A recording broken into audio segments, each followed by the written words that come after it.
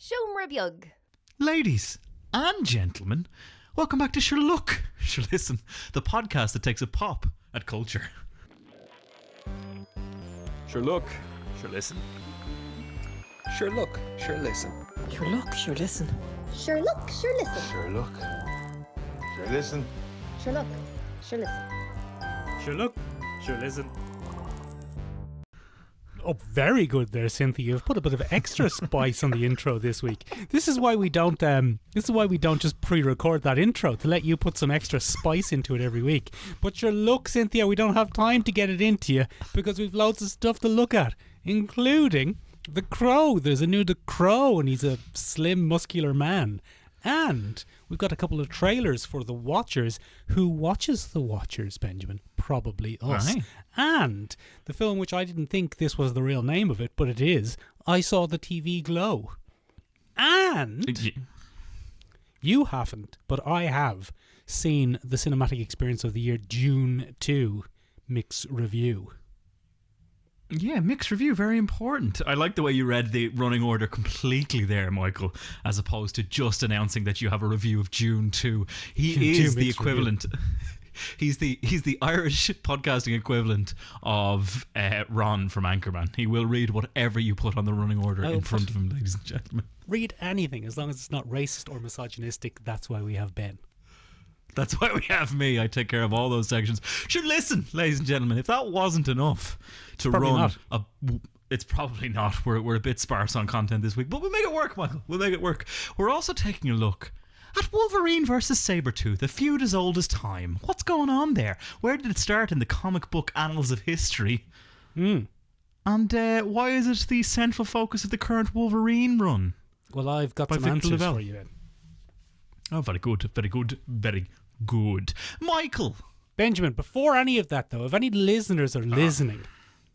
Yeah. and they want to go directly to any of those things, there's time codes in the descriptions below, so they can just click down onto them and say, I want to hear about Wolverine and Sabretooth and their history. So I'm going to go down and I'm going to click on the time code that Mick very thoughtfully put in the description, rather than not doing that, listening to the whole thing and then complaining that the whole thing wasn't about Wolverine and Sabretooth.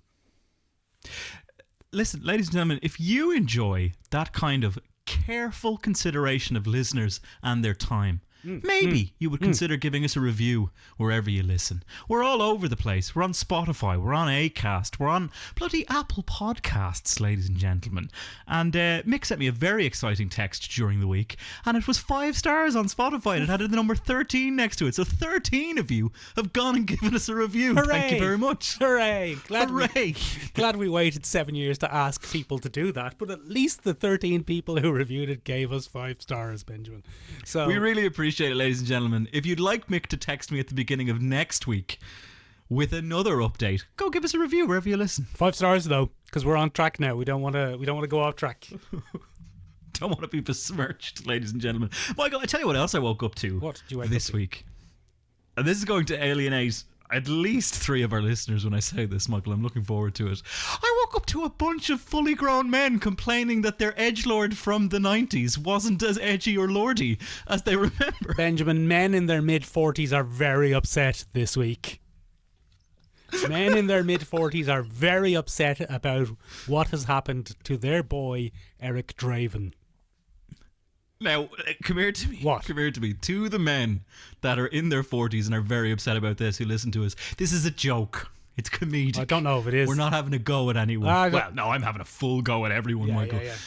But I've come out swinging this week. Michael, we're getting a reboot of The Crow. Oh, good, Ben. Because what we really need was the reboot of a series which already had terribly diminishing returns. Yeah, look, The Crow is more infamous in history than it is a classic of any kind. The listeners, Daniel, I can hear the lynch nooses tightening. They're going to come That's for why you. I Ben. asked people to give... Yeah, maybe I shouldn't have asked for the review. Yeah, ask for the review before you have a go at The Crow. Ladies and gentlemen, if you find a pit of ire fizzing in your buns, you can hop up on the Discord and let me know directly. That's where everybody bullies me. So you can hop up there. It's linked below in the description. But Michael, this film, well, it's based on a comic book, first of all, Michael. The Crow is, I guess you'd call it a superhero comic? Yeah. Supernatural superhero, yeah. Yeah. Supernatural superhero. And it comes from creator James O'Barr. Oh, yeah. Well, what did he create? The Crow? Yeah. He created The Crow, and that's about it. Now, he's done a few other things here and there, Michael, but he's Eric Draven, and the comic itself was published in 1989. The first issue debuted from Caliber Comics in 1989, but it's a bit sad. It's James O'Barr's way of dealing with the trauma of actually losing his fiancée to a drunk driver. So this, in many ways, was a cathartic comic book for James O'Barr. And it helps him deal with his own trauma. But what he essentially did, Michael, was create the edgelord of all edgelords. Benjamin, he's got white face paint and triangles over his eyes, and he hasn't got a shirt on, and he's got long hair, and a guitar, and, Benjamin, leather trousers. Yeah, it's pretty good, like. It's pretty good. So, Benjamin, it's pretty solid. See, you're coming in here mocking, as though... Yeah. You were 4 when The Crow came out, Ben, and you're completely the wrong demographic. No, I wasn't. How old were you? I wasn't alive. The movie. Oh, the movie. I was 3. 3. Okay, very good. 2, in fact. And look, you weren't going, oh, look, I like that man's leather trousers and he's got no shirt on. I am 3 and my name is Little Benjamin. You weren't saying that. But, Benjamin, all of the boys who were 15 when that came out... That was the coolest thing that had ever happened. Because Benjamin, he was vengeance, and he was serious and emotional, and he had a guitar. Yes. Brandon Lee brought all the boys to the yard, and they're like, my crow's better than yours, damn right. It's better than yours, I could teach you, but I'd have to murder people in vengeance. Yeah, that's kind of what he's about. So anyway, Benjamin, look, the reason that the lads are all upset... in the year of our Lord 2024, is it's not Brandon Lee anymore. It's now Bill Skarsgård. Yeah, so it can't be Brandon Lee, first of all, Michael, because he tragically passed away while filming this very film. One of the reasons that the film became so infamous, in fact. Yes, infamous as opposed to good. But anyway, come here to me. Now, Michael, we got a picture of Bill Skarsgård, and some comparisons have been made, Michael. To Jared Leto's The Joker. To Jared Leto's The Joker, which is not a good thing to be compared to at any point. Because that was rubbish. It'd be like comparing your podcast co-host to me. It's just not a favourable comparison. No. But look, I'm going to put three-year-old Ben's having a field day here, because I'm going to say, Michael, not that much of a difference. It's not that different. I've seen it. If anything, Bill Skarsgård is possibly in better shape, because I don't know if you know this, Michael, but Bill Skarsgård just gets ripped for everything now. Just gets ripped for everything. He's got the Skarsgård genes. We've talked about this before. We have. Boy Kills World. We reviewed it last week. He's ripped in that as well. He's just ripped as fuck. 2 men talking about Bill Skarsgård being ripped podcast. But this time he's ripped as fuck. This time he's ripped and he's got Jared Leto style tattoos. But look, Ben, there's men in their 40s now they're in the vapors because of all the things you've just said there. They're foaming at the mouth. Yeah. This is like, Benjamin, if someone comes along in 20 years and says that the thing that you love wasn't great. Luckily, Michael, having done this podcast for 7 years, I love nothing. It's all over. You're safe then. You're emotionally secure. I'm emotionally secure by having burned it all out of me, Michael. No, I suppose, Michael, the equivalent of this would be if someone remade The Boys, and rather than, I don't know, Homelander was played by someone, but he was made to be gothy. I don't know. What's the equivalent? Well, Benjamin, you can't predict it. If you could predict it, you would be a multimillionaire. Yeah, I'll be upset anyway, Michael. I wouldn't enjoy the performance. Yeah, you're going to be very upset when they reboot Harry Potter. I'm not. I can't stand those films. Huge Harry Potter fan. Huge Harry Potter fan and transphobe, famously Ben Colby. Anyway, Benjamin. That's me. Might as well chuck another one in there now that we've got you to admit to misogyny sure, and sexism. I'm a homophobe, I'm a misogynist, I'm a transphobe now, apparently. Bang him in there. Ladies and gentlemen, if you would like to vote for what I should hate with no rational explanation next, we'll put a poll in the Discord this week. You can hop up on it and give us a vote. Yeah, we won't. Ben, speaking of things, though, that you irrationally hate, we got a trailer this week. Although you wouldn't know it, for the most Irish horror film that's ever Irished. Although, from the trailer, you wouldn't know it. You wouldn't know it. It certainly didn't come across as Irish to me, but it is. It's The Watchers, Michael. And M. Night Shyamalan is back. He's back, Benjamin. We can't get rid of him. Look, he's very successful. He's a very successful man, and he's made a very successful daughter, and that daughter is going to direct this film for us. Yes? Is that what's happening? Yes, yeah. It's his daughter is the director. Oh, I'm so sorry. I'm mistaken that. I really apologise to M. Night Shyamalan's daughter. What's her name? Isaiah? Okay. Night Shyamalan? I think I just saw Shyamalan and saw No, Red, you did ladies and gentlemen. you That did must have see been M. what Night happened there. Shyamalan, because M. Night Shyamalan's the producer, and his name is first, I think. Oh, no, you're right. It's Ishana Night Shyamalan. Yeah, I know. Shyamalan, pardon me. Right. Ishana is her name. And Michael, it's based on a bloody Irish horror novel. It's very much based on an Irish horror novel, Benjamin, by A.M. Shine, or Mr. Sunshine, Morning Sunshine as we call him here. And yes, A Morning Sunshine. A Morning Sunshine. Benjamin, it's another in the classic genre of don't you go anywhere near Bray. Oh, Bray. No fucking good. Terrifying. Bray and thereabouts, Benjamin. We've encountered Bray and thereabouts so many times recently on this podcast as the setting for Irish horror, and they've done it again.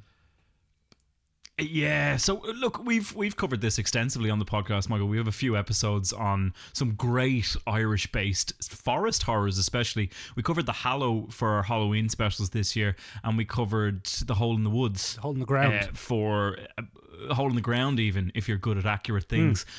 But both terrifying films set in Wicklow. Bray and thereabouts. The most terrifying place on earth. Bray and thereabouts. Don't go there. Don't go to Wicklow. Don't go anywhere near Bray. Benjamin, our very good friend, your friend and mine, Stephen Cadwell, has a new horror music album coming out called Bray. Now, I think he should name it Bray or thereabouts, because it is, in fact, the most terrifying place on earth.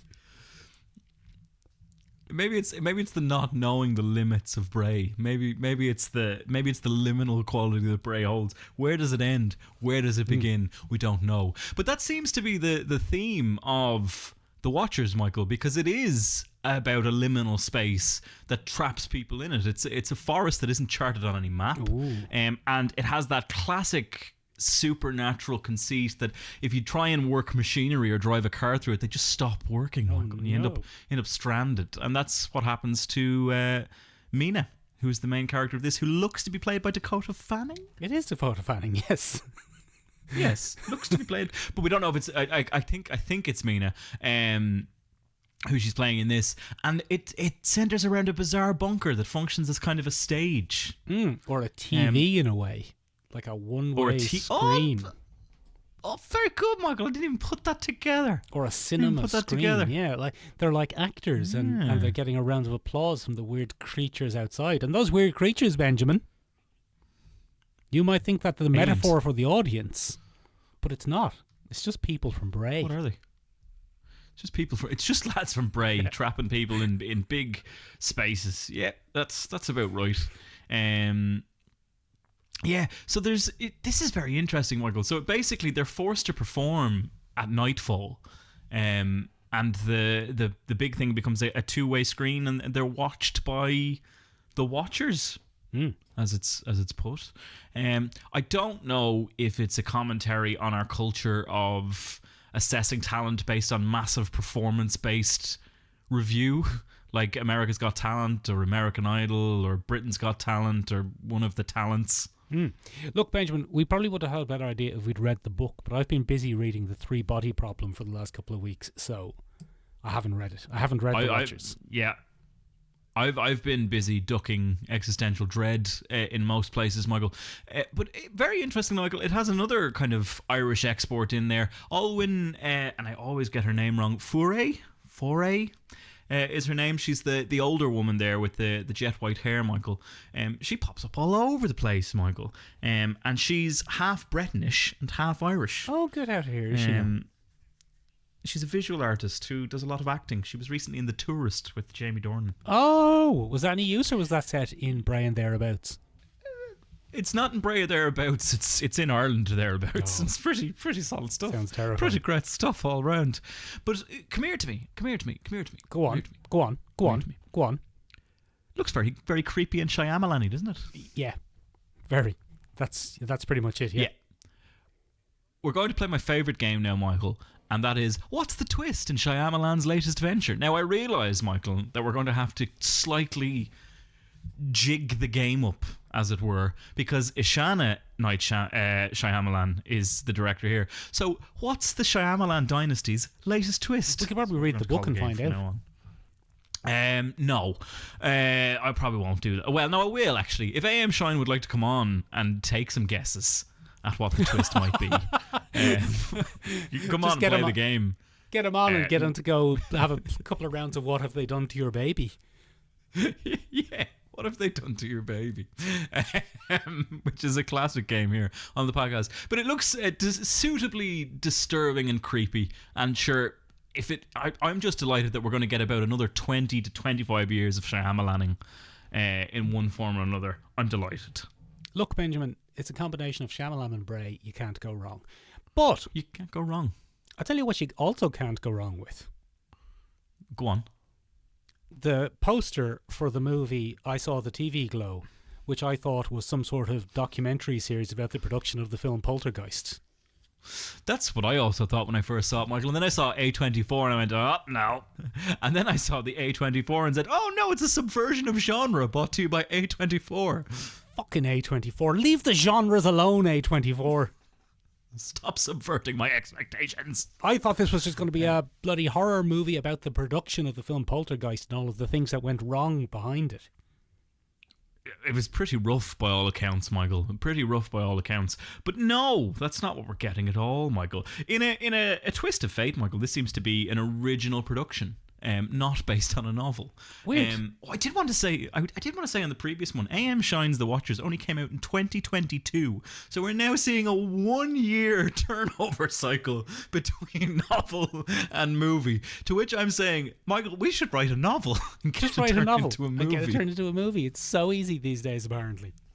No. So I Saw the Glow, Michael, is a pretty weird one. It's playing on that kind of childhood love of television. It's playing on the weird parasocial relationships that we build up between our favourite TV shows and fandoms. You know, there's a lot going on here. It's Justice Smith who's in it. Who's everywhere. He's everywhere. Benjamin, you might remember him from Pokemon. You might remember him from Pokemon. You might remember him from Dungeons and Dragons. He was Philip the Useless Wizard. Yes, he was. He was awful. Simon. Philip is my wizard. I think it was Simon. Yes, Philippe Laps is your wizard, and he is truly useless. If you'd like to know more about that, ladies and gentlemen, you can hop up on the Discord and ask us directly. Yeah. So there you go. So, yeah, this has a few different people in it, Michael. Not many who would be household names, Justice Smith being possibly the biggest name on the casting. But then we have Bridget Lundy-Payne, Michael, who's a bit of a scream queen in her own right. She pops up all over the place. The last thing we might have seen her in was Bill and Ted Face the Music. All right. Ben, doesn't matter who's in it, as long as Fred Durst isn't in it. All right. Here's the funny thing about it, though. That's mean. Right? Okay, yeah. Yeah. Well, I mean, look, we could just read names to each other as long as the day is long, but I don't know any of these people. Do you? I like that podcast conceit where we just read IMDb's to each other. Just read an IMDb think that's very list. romantic. But no, that's fair enough. Yeah, go on, tell me more. I'll tell you what, though. I was watching this, Benjamin, and the first 25 or 30 seconds of it seems to be about kids who grew up in the olden days and sat in front of TVs. Now, these kids are two too young. The actors in this are too young to have grown up sitting on the floor in front of small CRT TV screens. But look, we'll ignore that conceit because the writers probably did. But the central premise of this, of a half-remembered children's TV show that was very influential on people growing up, I and you, as I can now see from your notes, and every other person who's terminally online instantly thought this was a Candle Cove movie. Yeah, I thought it was another adaptation of the creepypasta Candle Cove, which we've talked about before on this podcast, Michael. Very horrific wee horror story. Why don't you explain to people what creepypasta is for those who go outside and touch grass more often than we do? Fucking grass touchers. Creepypasta, Benjamin, are short form horror stories that people copy and paste, often in the form of like, oh, I heard this urban legend, or here's something I found on a message board, and they copy and paste it, and that's why it's called a pasta, copy pasta, and then it's a horror story, so it's a creepy pasta. Anyway, one of the most famous is Candle Cove, which is presented. Yeah, but go on. No, go ahead. You're doing great. Thank you very much, Benjamin, because that's what I need. I meant that. Reassurance from the likes of you. Anyway, Ladies and gentlemen, I don't know where this tension is coming from this week. I don't know what's going on. I don't know what I've done. Candle Cove is a creepypasta from, I don't know, probably about 15 years ago. And it was presented in the form of kind of nostalgia about, hey, do you remember this kid's TV show that I can't find anything about these days? Yeah, and absolutely. Increasingly more and more people in a specific area remember seeing it. But as more and more people remember seeing it, the details of it get horrific. And if I remember correctly, it starts off as like a light-hearted thing with pirate puppets. And then there's some sort of horrible monster that eats children in it. And there's episodes where everything starts to break down and it's just puppets screaming and children crying. And absolutely, if I remember correctly, Benjamin, the twist of Candle Cove is that it didn't exist. It's some sort of terrifying shared hallucination or something like that. So you're not a million miles off. First of all, it's a really fascinating use of the creepypasta format because it's designed in the style of old internet forum message boards.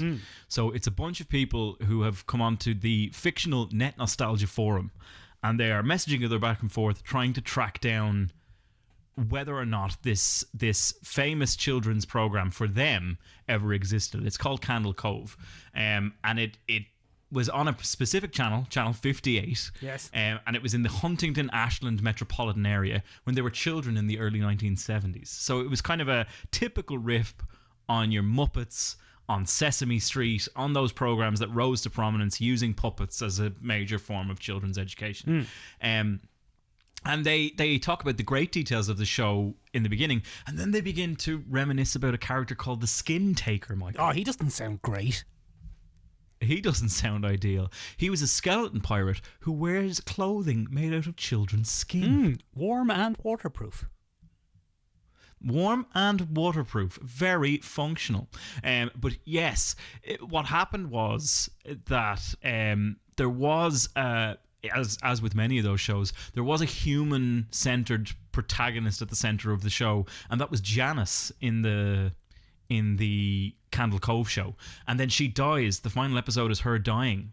With puppets and screaming, and she dies off screen, but it's heavily implied that the Skin Taker takes her skin. Oh, gross. As you would. So one of the users in this debate goes and gets in touch with his elderly mother who's in a nursing home. And he asks, do you remember me watching Candle Cove in the 70s? Like, was that a thing that I did?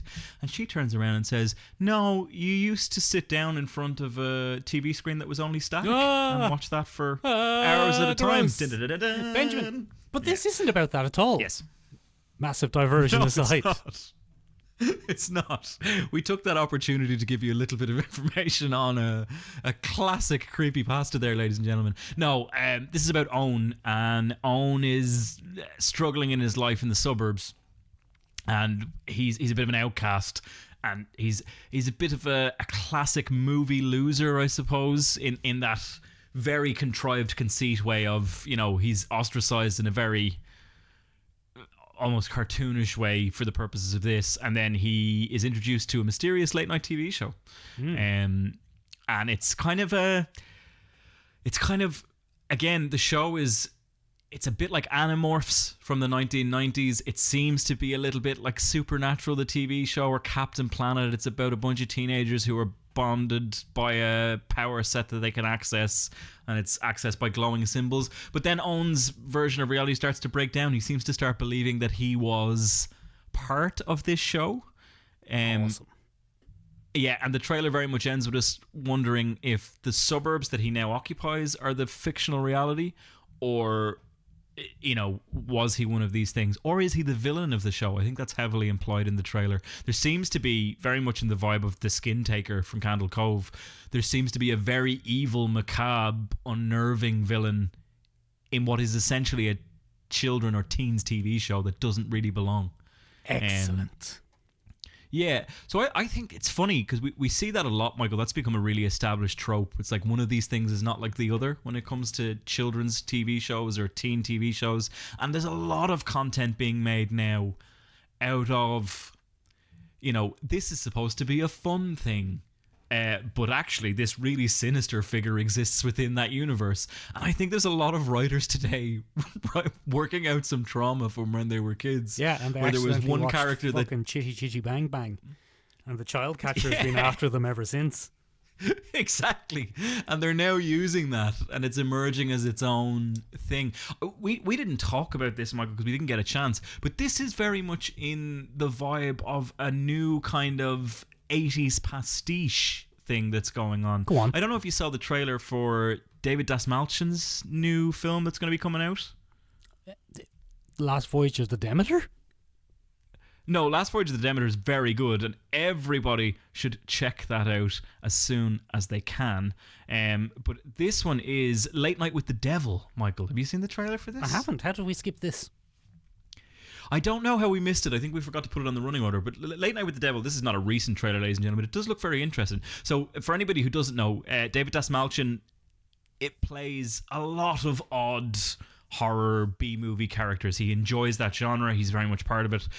He's most famously been the Polka Dot Man in the Suicide Squad reboot from James Gunn. And he is... Yeah, he's an all-round good character actor, but he plays a Johnny Carson-esque 80s TV show host, not unlike Robert De Niro's character in the Joker film. Oh yeah, he's playing that kind of character, and this comes to us from our friends over at Shudder, Michael. Oh, good. Making some of the creepiest stuff. Grand bunch of lads. If Shudder would like to sponsor this podcast, please do. Or just send Ben horror. Please just give us. Send Ben unsolicited horror. He loves that. I love that. That's my favourite thing. It doesn't keep me awake at night at all. Bang it up on the Dropbox. So, yeah. So he plays this, and he has a series of what you would, I suppose, call typical late night guests from the 80s. So there's a mentalist, there's a spoon bender, there's a comedian and stuff, but each one of them goes horribly wrong. And something very supernatural is happening in the studio, and people are being possessed. There's a medium who can talk to the dead. That goes wrong, and it's about the evening that goes, you know, horribly wrong from that point of view. But it's really becoming its own genre of the 80s was much more horrific than the Care Bears led us to believe. And look at all of this lost media that's coming back to haunt us. Yeah, so I mean, there does seem to be a wave of supernatural lost media 80s style. Very exciting. Benjamin, speaking of the 80s, one of my favourite things from the 80s is the film David Lynch's Dune. So good. Very good. One of my favourite things is the character Fade Routher, who's played by Sting, and he just shows up at the end and goes, "I'm Fade Routher and I'm going to fight you." And then he jumps around a bit and then he gets stabbed to death. That's great. And you know what, Ben? I think Yes. one of the reasons that Sting's Fade Routha basically only shows up in the last 5 minutes, has a duel to the death with Paul, gets stabbed and killed very quickly, is they probably had too much to try to squeeze into one 90-minute film. Yeah, okay. That is a lot. Because, Dune is a big book and there's world building and there's lots going on and there's lots of different characters and concepts and you really need time to let it breathe. So how about fucking 5.5 hours? Yeah, just shove that in your pipe hole. Shove 5.5 into hours you. in your pipe hole, Benjamin. Shove 5.5 hours of sumptuous French-Canadian Denis Villeneuve scenery into your pipe hole and you fucking sit there and you fucking enjoy it because it's great. I enjoy this new dark Rats from the Flats style This is my new commentary from you. This is my I new don't know who we're very naming this character. This is my new very aggressive movie review character. You're going to Yeah. fucking sit down and you're going to watch Dune 2 and you're going to fucking like every minute of it. Every minute of it. Every one of the 180 plus minutes of it. So Nidge from Love Hate or Viking from Kin will now be doing our movie reviews from now Anyway, on. Ben, I saw Dune 2. It's fucking yeah. fabulous. Oh, good. Do you know what? Denis Villeneuve, possibly one of our best directors, Michael. One of the best living directors. Have you just Makes a claimed great him, film. Ben? Have you just claimed him as one of our lads? We're allowed to do that now, aren't we? Oh, yeah. Io Debris said it was Yeah. sound. Yeah. So he's from now on he's going to be Denis Villeneuve. Denis Villeneuve from fucking Mallow, County Cork. Benjamin, anyway, From look, Mallow, County Cork. I did myself the favour of watching part 1 just before I went to see part 2, so maybe that's why it felt so long. Good idea. But it was a very good idea idea. because part 2 picks up right where part 1 left off, which is fan-davy-dozy in my books. I'm doing a different character now. I'm doing a cheerful children's presenting TV show guy. It's fan-dabby-dozy in my books, Ben. Because you know how sometimes characters are different between a part 1 and a part 2, or the world feels a little different. Even things like Guardians of the Galaxy 1 and 2, you know, the world and the characters and stuff, they change a little bit in the interim there. And these movies weren't filmed back to back. No, they weren't. I thought they were. They weren't. Oh. They weren't, no. But they feel like they were. All right. Okay. Well, that's good, isn't it? Yeah. Like, if they were proper back to back, like, say, the two Avengers or the Lord of the Rings, they would have released them in 2021 and 2022. Not 2021 and 2024. Okay. That's very interesting. But it feels like they were. Like, this one picks up pretty much in exactly the same spot where the last one left off, which is fantastic. So, Benjamin, young Paul Atreides. Yeah. His family's been killed. Yeah. No good. He's out in the desert. He's living every teenage boy's nightmare. He's out in the desert. He's doing a sexy life or death adventure with Zendaya and his mum as well. And his mum. Yeah. She's just there with him and she's fucking ruining his buzz at every opportunity. So they're running away from Dave Bautista, who's just desperately trying to kill them. And they eventually find their way into the Fremen's Sieges, Ben. They're underground cave dwellings. Yeah. Now, yeah, exactly. So this is a movie, basically, Ben, where a bunch of comically evil foreign settlers hunt a group of kind of indigenous people who live underground in tunnels and try to wipe them out like rats. Oh, Michael, they're at it again. They're at it again, those old Harkonnens, Ben. The comically evil... Who did people think I was talking about? I was talking about the comically evil Harkonnens. Of course you were. Because they were the only ones who would do something like that, wouldn't they? Yeah, there's no way this in any way parallels real life events. No way. No. It's never happened. So Paul Benjamin essentially becomes a terrorist leader. Yes, he does, yes. And you know, the spoilers, I suppose, in quotation marks here, because this is a book that came out in 1965 and is the basis for science fiction, modern science fiction. So much. So, I mean, broadly speaking, we'll try to avoid very specific spoilers until later on in the review, and we will get into them a little bit because we have to talk about some of the changes from the book and some of the unexpected things. Because there have been. There have been a few. Not huge amount. Like some of it's scene for scene and word for word from the book, which is, you know, great and fabulous. And look, amazing scenery, flawless special effects, flawless acting. No, the only slightly odd acting is from Javier Bardem, which kind of surprised me a little bit. Stilgar, the character of Stilgar, and his conversion to the kind of main believer in Paul as the Messiah. Yeah, Paul's great. He gets a bit obsessed with Paul. Oh, does he? Is it uncomfortable? Anytime Paul does something, he's like, "See, Muad'Dib, I told you." I fucking told you.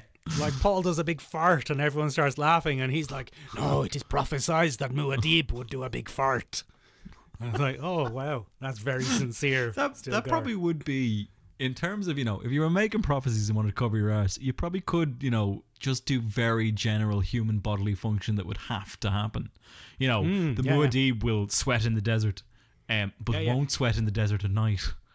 Or what you could do, Benjamin, is be a sinister cult of all women Machiavellian lunatics who spend 90 generations planting myths and legends and interbreeding bloodlines to create this Messiah figure. Yeah, the witch eugenicists. Yeah, they're mad. They're mad. The Bene Gesserit are fucking mental, Michael. Bene Gesserit are flippin' terrifying. And probably the most terrifying person in this movie is Rebecca Ferguson, who puts on an incredible performance. We love Rebecca Ferguson here at the podcast, Michael. Fucking Rebecca. Great stuff. Great stuff. Imagine being terrified of Rebecca Ferguson, Benjamin. Now, you probably would be, obviously, for other reasons. that would be my default setting, I think, around Rebecca Ferguson. Hello there, it's nice to meet you. I'm a Swedish actress, Rebecca Ferguson. Oh, Ben's run off. He's gone. This is my podcast co-host. Oh, he's gone. He's gone. Oh, he's gone. Well, that's awkward. Did you like being in the movie, Rebecca? Did you have a good time? Benjamin, anyway, look. Yes. We're going to have to get into some degree of spoilers, but I will just say, flippin' fabulous. Cinema is saved. Cinema is back. Denis Villeneuve has single-handedly brought cinema back. Great news. This is great. The performances are great. The special effects are flawless. The story is captivating and engaging, and you're watching it going, I don't know who the baddies are. Are they the baddies? They're pretty evil, but their ambition seems to be lacking in scope. They just seem to like being evil, whereas these people who are presenting as being the right way, what they seem to be doing is very bad and very sinister. And there's no goodies. There's no goodies in this. So I think that's one of the most interesting things about Dune. There is no savior in Dune. It doesn't exist. Paul's the worst thing that ever happened. Yes, he is. The entire premise of Dune is hold no idols. It's the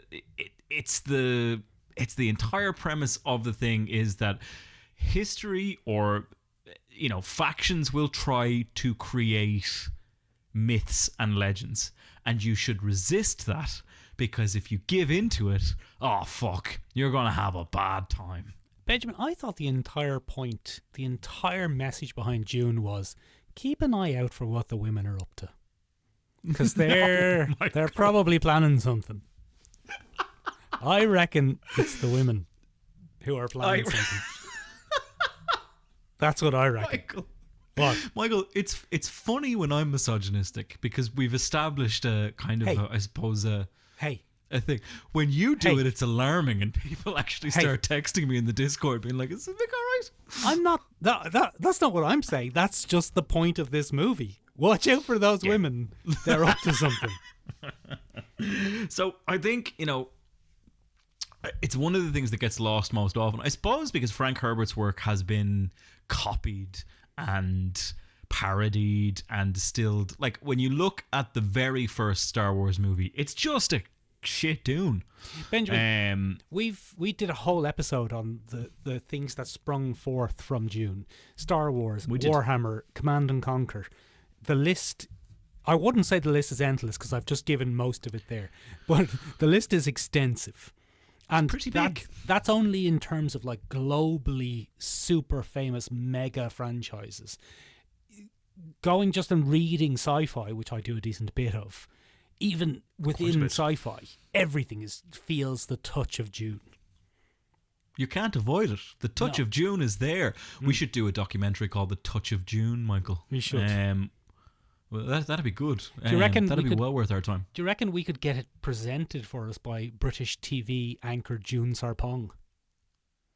No, I was kind of hoping we get Sting. Oh, yeah. The touch, just get Sting. Sting's touch is tantric, though, so that would probably be uncomfortable. You'd probably leg it. No, I'd probably leg it. But come here to me, Michael. That's great because I can't wait to see it. I'm really looking forward to seeing it. I unfortunately couldn't make it to the Wednesday night cinema club, Michael, and I was devastated. But it does seem to be getting great reviews. It's getting great reviews and it's doing gangbusters at the box office. It's fucking great. It's great news, Benjamin. It's great news all around. It's great news for sci-fi. It's great news for cinema. It's great news for genre. It's great news for Denis Villeneuve from Mallow. He's done great work for a little fella from Mallow. He's just really chugging along. But come here to me. Like it is interesting that we say, you know, it is. So there's a big. Can we get into spoilers now? Okay. Well, let's get into specifics because, you know, broadly speaking, people know the plot. Well, you know, a lot of people probably don't, but they're not likely to be listening to this. I'd say people who are listening to this broadly know what Dune's about. But from now on, we're going to get into specific detailed spoilers. So skip over this bit. There's time codes. So there's a rather large change in this from some of the feedback I've seen online. And one of the biggest changes that we're seeing is to Chaney's character. Zendaya plays Chaney, who is the Fremen woman. Chaney, apologies. Chaney, who falls in love with Paul Atreides. Throughout the course of the original Dune book. Now, one of the bizarre things that happens towards the end of Dune, to emphasize the point that endless ambition holds no morals, is that Paul Atreides is used as a marriage pawn to gain access to the Emperor's family. Well, pawn is probably the wrong word, unless you're implying that it's the Bene Gesserit who are doing that. Because it's Paul's idea. I was heavily implying... Yeah. It's Paul's idea, but, you know, are any of Paul's ideas really Paul's ideas, or are they Jessica's ideas? Or are Jessica's ideas really Jessica's ideas, or are they the Bene Gesserit? But Paul basically threatens the Emperor, Christopher Walken, the Emperor. He does. And says, now you listen here to me, I'm a little French boy, Timothée Chalamet, and I swear to God, I'm gonna stab you with my little knife if you don't let me marry your daughter or whatever. One of the things that slightly took me out of this was that the young cast sound like young American. I know Timothée Chalamet is French, but he's an American actor, let's be honest.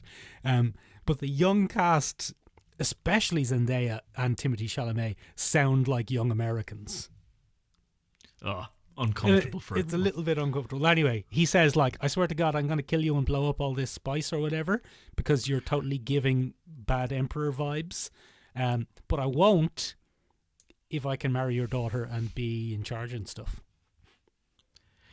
Now, in the original book, Michael, Chani is like, yeah, great. Muad'Dib, go for it. This is great. I'll still love you. I'm still there. Yeah. You know, whatever you got to do to ascend that throne, you're the Muad'Dib, you're the savior, you're going to do it, baby. But in this, apparently, Chani is like, what? Sorry? Yeah. What? She's like, I'm not having that. What was all that? That's, you what now? What was all that? Excuse me? In the desert. Excuse me, what? In the desert. Yeah. So Chani has the... Look, Ben, that is modern American values imported into this story, and you could accuse this story of being misogynistic, and I think that large parts of this story are misogynistic. I don't think that the book Dune is misogynistic. It's about a misogynistic society, but the book itself isn't, because in this society there are established rules on royal lineages taking wives and concubines. just like in actual human history. And a large part of the follow-up series, especially the next book, which isn't great, is about Chani and Princess Irulan dealing with the repercussions of sharing Paul. One of those books, Dune Messiah, was written specifically by Frank Herbert because people didn't get it in the first book. So a lot of people came away and said, "Oh, Paul Atreides, what a hero." And he was like, no. Kind of a bad Yeah, and Denis Villeneuve has come out and explained his change to Chani's characters because he has had a few purists come at him and say, "How could you do this? That's not Chani's character." But Denis Villeneuve has come out and said very clearly, you know, when he was reading the books and the history around the books and, you know, doing his research, Dune Messiah was written specifically to underline the point that there is not a hero in Dune. They're not heroes. They're not saviors. It's not what's happening. And he said that he wanted to find a way to bring that into his movie, so he made the change there so that he could underline those points. So essentially what Chani is in this is Frank Herbert's underlining of his own message. Look, lads, everyone seems to be going along with this, so here's a character whose voice represents 21st century ideals, like wrapped up a little bit in Fremen mythology. But Chani in this book is very much a modern Earth human woman. And she's like, "I don't agree with any of this. This is all bad. Everyone stop." And everyone's like, "Shush now, Chani. This is not the time nor the place for it." So I see that point. I see the idea of giving one character who represents the outside viewpoint or the modern Earth viewpoint of the viewer and saying, "Look, someone agrees with you that this is wrong and bad." Yeah. But I don't know if it was necessarily necessary. I don't know if that decision will age beautifully, because I think having everyone row in behind it is also kind of, maybe it takes a bit more cognition then on the viewer to go, "I don't agree with this, actually. I know all the characters do, but I think this is terrible." So it's kind of interesting. As I said, I haven't seen the movie, so I will reserve full judgment until I've seen the movie on the change and stuff. But one of the interesting things that's taking place on the internet at the minute, Michael, is the observation of the decline of media literacy skills in the general population, specifically in younger generations than millennial.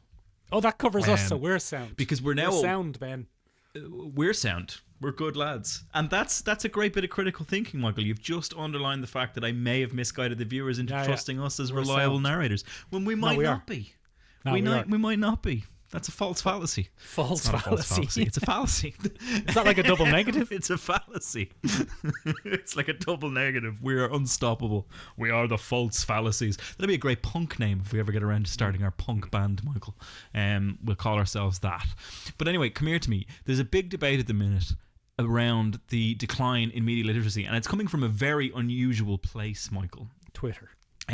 Which is Helldivers 2, the video game. Oh yeah, go on.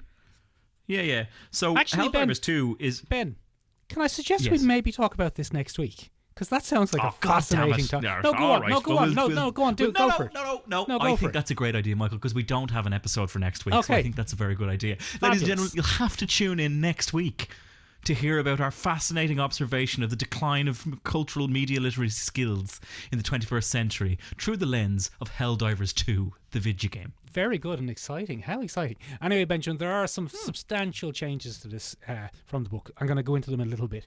One of them, and perhaps the biggest one, is that in the book, the original book, Paul Atreides and Chani have a child, Leto. Yes, they do.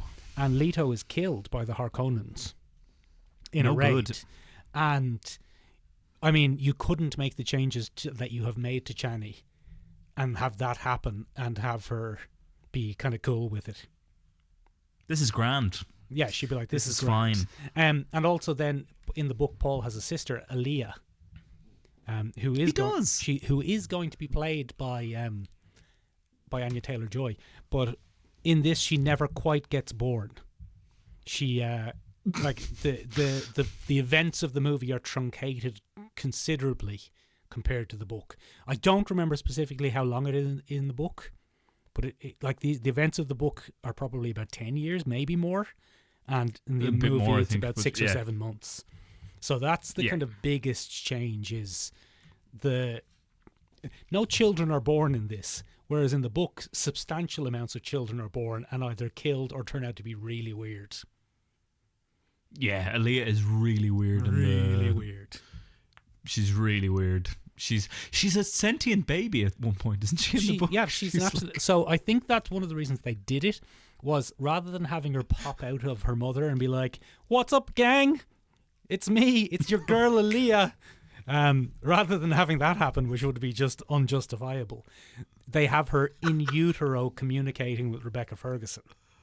Which lets Rebecca Ferguson do some great acting, though, where like we don't hear the voice until towards the end, so it's just Rebecca Ferguson being terrible and weird and saying she wants to know why you're looking at me like that, and everyone's going like, "Who does?" And then she rubs her belly. Who are you talking about? And it's like, "Oh no, you've gone mad." But Rebecca Ferguson is amazing in this. Anyway, Benjamin, look, it's great. There are substantial changes from the book. Some of them for the better. Some of them we'll see. Let's give it the benefit of the doubt and time and see if they hold up.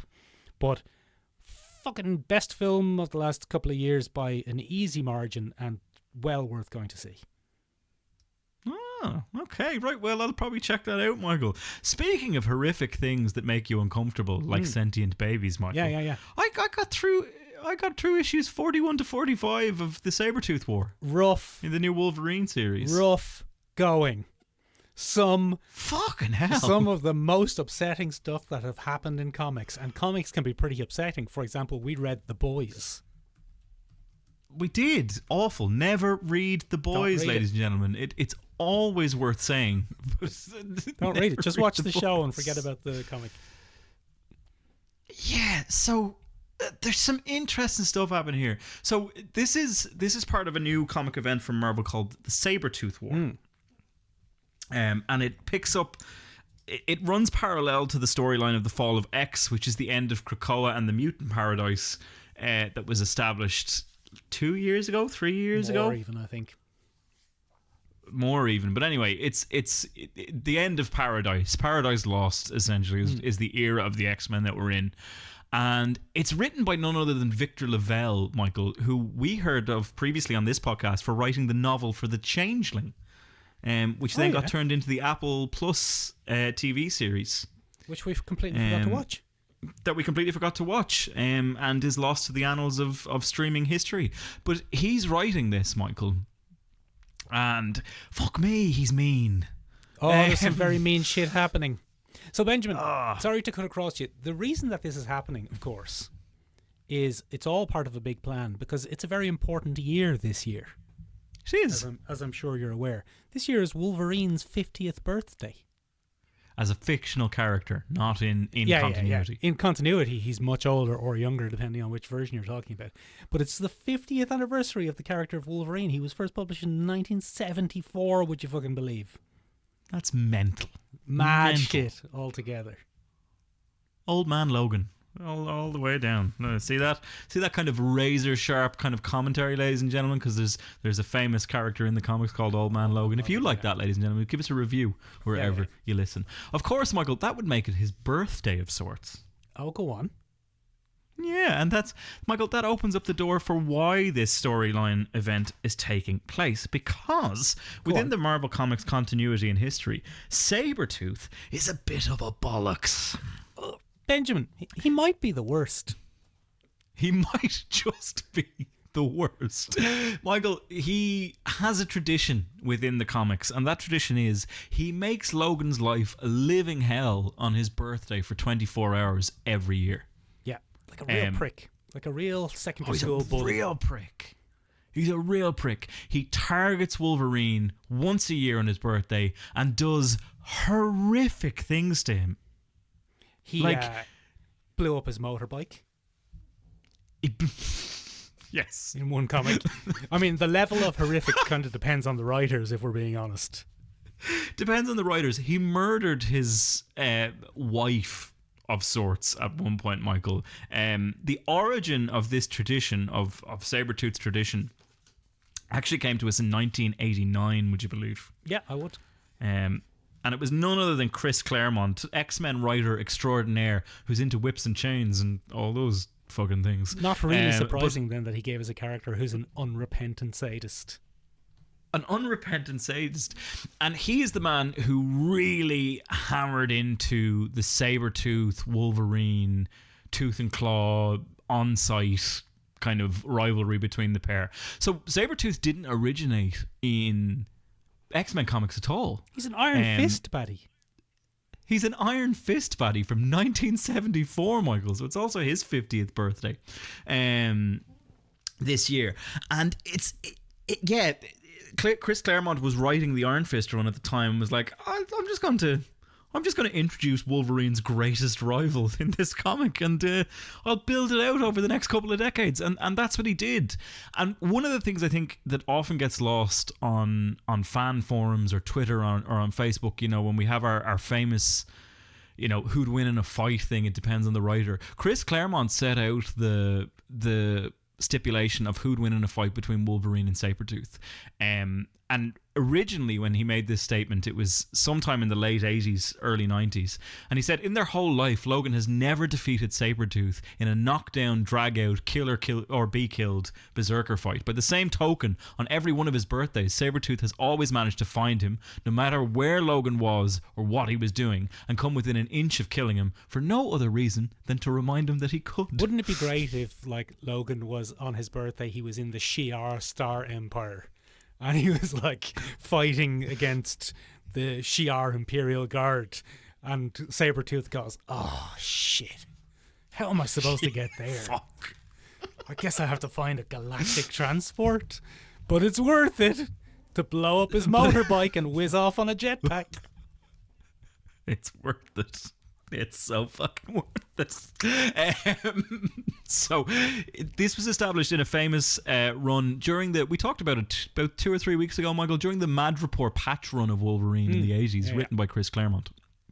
He wrote a standalone story called 24 Hours, and it was Wolverine in Mad Report on his birthday, and he was a ball of anxiety because he knew Sabretooth was going to pop out of the woodwork and fuck him up, basically. That's what's happened on every birthday. Now, at the time, Michael, this was mind-blowing because this was before we had any inkling of Wolverine's origin as a character. He was still kind of a mysterious loner, and we didn't know everything about him. And Chris Claremont would take the opportunity every once in a while, Michael, to pen a story that gave us a little taste of Wolverine's past. Just a little amuse-bouche. Of course, Benjamin, yeah, the kind of comics are fluid things, and like Wolverine is now such an established character, but like these two characters were introduced in the fucking freewheeling 1970s, and in the 70s you could introduce a character with an idea in mind and then change your mind and then drop a few hints, but then go, nah, actually Mr. Sinister isn't an imaginary psychic projection of an orphan boy who created the most terrifying villain he could. He's actually an English biochemist named Nathaniel Essex. You could do that sort of shit. He's a real dick. And they did that with Wolverine and Sabretooth because they toyed with the idea of introducing Sabretooth as Wolverine's dad at one stage. They did that loads, and his brother, his dad. And then it became another sadistic way for Sabretooth to fuck with Wolverine because Wolverine didn't have his memories intact. Whereas it's heavily implied that Sabretooth has all of his memories of every encounter he's had with Wolverine. But what you've presented there is the retcon, because when Sabretooth was telling Wolverine he was his dad, or dropping hints he was his dad, and then they decided that he wasn't, then it was like, he was fucking with him because he's a dick. Because he's a dick. And Michael, Victor Lavelle has obviously read into this tradition. It actually wasn't a thing for many, many years until about 2018, Michael, during the Weapon X run, where Old Man Logan was the central character of the Weapon X team. Go on. And they reintroduced it in in a perfectly named one-shot standalone story called "Blow Up Your Candles," which I really enjoyed. And it was essentially Old Man Logan having to take on Sabretooth, who hunted both Logans, or at that time Logan was dead. Earth 616's Logan was dead, and Old Man Logan had taken his spot. Was he dead, or was he in an adamantium cocoon? He was in the adamantium cocoon, probably. But Sabretooth saw no reason that he shouldn't have his birthday fun at the expense, so he hunted down Old Man Logan instead. And there we got a really good look at, Sabretooth versus Wolverine in World War One, and Sabretooth versus Wolverine in Edo period Japan. There were all kinds of things. And Michael, it's the scene from a movie that you watched. I watched X-Men Origins Wolverine this week, and I tell you what, interesting, very interesting, very, very interesting film. As a standalone film, a lot better than I remember it being. Much better than Madam Web, for example.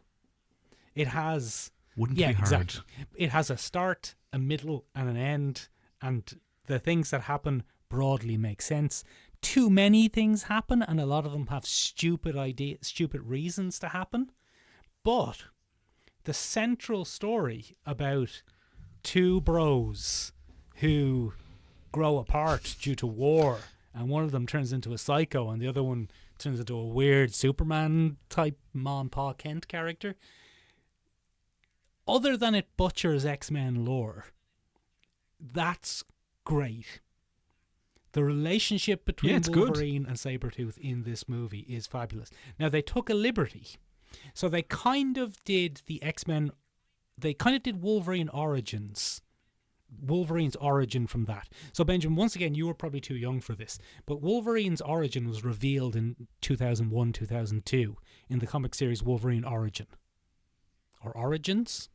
Yes. And I was around for that. I was reading comics. I was an adult man. And the excitement about that was unreal. Wolverine was easily the most popular character in comics. You had a generation who'd grown up watching the X-Men animated show from Fox, and Wolverine was everything. And revealing his origin was this amazing story. So the origin comic's kind of rubbish, but it reveals that Wolverine, rubbish. It's awful. I reread it for this week. What an absolute fucking waste of it. But the kind of little twist where Wolverine turns out to be the sickly boy James Hewlett rather than Dog Logan is... that's the iconic twist of that comic. And the movie takes the same twist, but rather than Dog Logan being an unrelated character, makes him Victor Creed, makes him Sabretooth. And it makes them, in the movie universe at least, canonically half-brothers. And two pair of pricks. Yeah. Two prickaroonies. But they do a team up at the end because they meet someone worse. Because the whole plot goes fucking off the rails. Oh, man, absolutely mental. One of the things that I always loved, Liev Schreiber, great fucking Sabretooth. Very good Sabretooth. Now, I like Tyler Maine's look. Okay. And that was, the big eyes. The big eyes and the long hair and I love that I love Sabretooth's look. Sabretooth's a cool looking character. He's one of my favourite... He's one of my favourite action figures, Ben. I've got him here, look. He's a big inverted V, Michael. He's just a big heckin' chonker. Look at him. And he always has the mane. The mane is always the best bit, the fur-lined collar thing. It's great. But I love Sabretooth's look. He's a cool-looking character. And that was something Liev Schreiber was missing. Yeah. Because he was a typical early or mid-2010s man in a trench coat. Yes, we'll put him in a trench coat and we'll give him nails and fangs. That'll be good. Yeah. One of the things, Michael, that I forgot, I suppose, is just how savage Sabretooth is. And Victor Lavelle's new run really drives that home. Jesus fucking Christ. I read the first issue of this, Michael, and it made me queasy. He's got an army of himself with no heads. Yeah, so this is one of my favourite batshit balls to the wall moves that I've ever seen. So in the X-Men universe, they got their own island. Krakoa became an X-Men's paradise. Fucking Charles Xavier decided to lean into his fucking savior complex, and he does it. He fixes the world for mutant kind. He gives them a haven. He gives them a place. And then for the next couple of years, we got stories that were great investigations of utopia, because the question was, what do you have to do to maintain paradise? What do you have to give up? What ethics do you have to surrender? What difficult choices do you have to make? And one of the difficult choices that the Xtopia has to make is that there are certain people that threaten the peace and calmness of this utopia, and one of those people is deemed to be Victor Creed, Sabretooth. They all take a look at him and go, no, he's an absolute unrepentant bastard, and he will fuck it up at some point for us. Get rid of him. And they throw him down the pit of Krakoa. Now, I don't understand, or I couldn't get the grips of how he became a multi-dimensional being from that point on, but he does. He starts to traverse dimensions, and in the beginning, he does exactly what you would expect Sabretooth to do. He hunts down Logans and he kills them. And then... He's a bit of a prick, let's be honest. And then he has an even better idea, which is, oh, well, Logan's not much of a fight, but I am. I'm fucking deadly. So he goes around killing himself. And Earth 616, Victor Creed, seems to become Sabretooth Prime. Through sheer law of the jungle, Darwinian, I'm the toughest and strongest. I'm in charge. He's the biggest prick. He's the biggest prick. And what we're introduced to, Michael, in issue 41 and part 1 of the Sabretooth War is he's decapitated a bunch of Sabretooths and turned them into fucking headless Sabretooth droids. Yeah. And it's fucking mental. Benjamin, look, if I could do interdimensional travel, I think it wouldn't be on the bottom of my list of things to do. That's the way to do it. I really enjoyed it. But he is a bastard, Michael. There's a horrific scene at the start of this where they take on Quentin Quire, who's an Omega level telepath and telekinetic mutant. Yeah, Kid Omega. Kid Omega, and Sabretooth and the lads devour him as a pack. They literally eat him alive, and it's awful. Very upsetting. Very upsetting, Michael. And then he does a second act. He gets rid of Dakin from Wolverine's son, and he spells out happy birthday using his son's body parts. Yeah, very upsetting. One of the most upsetting comic panels in a while. And the reason we kind of ended up looking into this was that comic panel started doing the rounds, and everyone was like, look at this isn't great, is it? Fucking awful, man. But Victor Lavelle really understands Sabretooth's character. Sabretooth is a sadistic, joy-taking bastard. And he's just the worst. There's some really bizarre scenes in the third part of this. And spoilers for the run from here on out. That part 1 is pretty standard stuff, but spoilers for part 3 of this. It turns out that Quentin Quire's head is kept alive in stasis so that Wolverine can access his powers, and he has these bizarre dialogues with Quentin Quire's head full of weird pop culture references. For example, the code name he's designated Wolverine is Tiny Dancer. Oh, that's an Elton John song. It's an Elton John song. But it's weird. Victor Lavelle has a unique talent for creating this dramatic, over-the-top sadist. And it works really well, but it's so uncomfortable to read. Horrible stuff.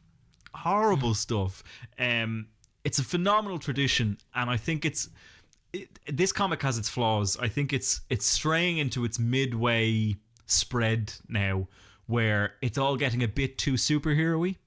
But the first 3 parts of this are a gut punch and an excellent redefining of why Wolverine and Sabretooth fucking hate each other. Yeah, because Sabretooth's a real prick. Sabretooth, then, one of the iconic fights of comics in the 90s was when Sabretooth mauled Psylocke. Yeah. And that was like... the comics these days, well, comics in the 90s were a bit gentler. They were a bit edgier, but you wouldn't see people being eaten alive by a pack of headless Sabretooths. But like that, Sabretooth from when I started reading comics was always like, sure, he's not the biggest, he's not the most powerful, he's not a global threat. But when he shows up, it's like, oh no. This guy. If you go one to one with Sabretooth, you're fucked. Yeah. And initially, I didn't really see the threat of this because I used to have the same view of Sabretooth where I'd be like, he's just a bigger Wolverine. Like, surely you could take him. But this really defines him as, oh no, like one-on-one against Sabretooth, anyone is fucked.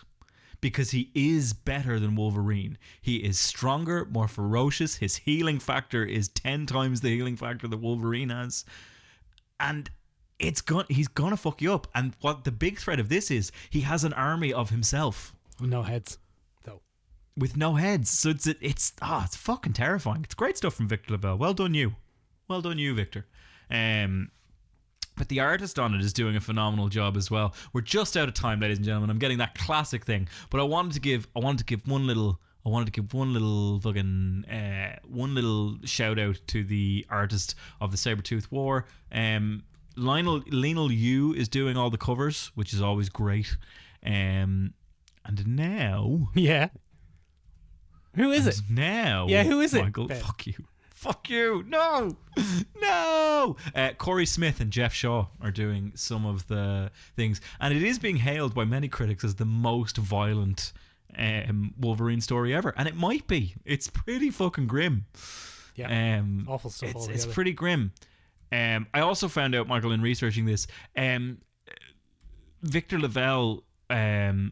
please tell me I got his name right. I'm just suddenly... Yeah, no, Victor Lavelle. Victor Lavelle. Sorry, okay. Not Lavelle. Laval. But he's been writing Sabretooth for a while. He's been writing Sabretooth since 2022. And he does a lot of stuff. He does a lot of solo runs for Sabretooth. So this is his kind of moment to let the work he's been doing on the character shine, which is very interesting. Cool. Good stuff. Stuff altogether. Well, ladies and gentlemen. What? Who do you think could win in a fight, Wolverine or Sabretooth? Sabretooth. Let us know. Sabretooth, yeah, that's the answer. It's the only one answer. There's only one answer. I might put a poll up during the week where I only give one option. And it's Sabretooth. But yeah, let us know in a few different places. You can find us on the interwebs at www.seomrabeag.com, SEOMRABEAG.com. It means tiny room in Irish, kind of. Kind of, sort of, a little bit. You can find us on our other website at sherlockshalistenpodcast.acast.com. That's the podcast website. Yeah, we're up there on Instagram at sherlockshalistenpodcast. We are. Are we in jail or are we out of jail? We're still struggling. Okay. Instagram keeps changing its algorithm, ladies and gentlemen. And I'll be honest, I'm a lot grayer this week than I was 3 weeks ago. But come here to me. The other thing that you can find us on is Threads, because we're up on that now as well. We're doing all right on Threads, actually. People seem to be finding us, even though we don't post on Threads much. But we'll start. If that's what people want, we'll start. You can start. I think it's a cesspit. You do, and you're a man of taste and caliber, except for when it comes to podcast co-hosts. But look, nobody's perfect. You can also find us on at Sherlock Listen on TikTok, where we're doing very well, Michael. TikTok is our fastest growing social network, or we're up there on YouTube where you can check out our shorts. You can join us in a week's time, ladies and gentlemen, where we'll be taking a look at the decline of media literacy through the lens of Helldivers 2. Oh, which will be a fun episode. How exciting. Or maybe a few more other things. Do I have to play Helldivers 2, Ben? Because I will. Well, I might do it as well. So if we both commit to playing a bit of Helldivers 2, but we don't have to. I don't. It's quite an investment for a bit. And we don't get paid, ladies and gentlemen, to do this podcast. Some people have been throwing comments our way, being like, "If this is your job, guys, come on, fix up." It's like, this is not our Are job. they? Who's doing that? How dare That's you? good though. There's a few comments. There's a few comments on TikTok and YouTube where people are like, "Come on, guys, if you're going to charge people," and we're like, "No, we don't. This is all free." This costs us money. This costs us a lot of money at this point. But anyway, come here to me, ladies and gentlemen. Join us then, and then the week after that, we'll be doing a classic Irishman's Spas because it's coming up to Paddy's Day, and we have to. We're legally obligated by Big Patrick's Day. I guess. By Big Paddy. Yeah. All right, that's it. Wrap it up, Ben. That was a bit rambling. Bye. Bye. Bye. It's over now. It's actually over. Unless we're just going to chat a bit more, are we? It's over.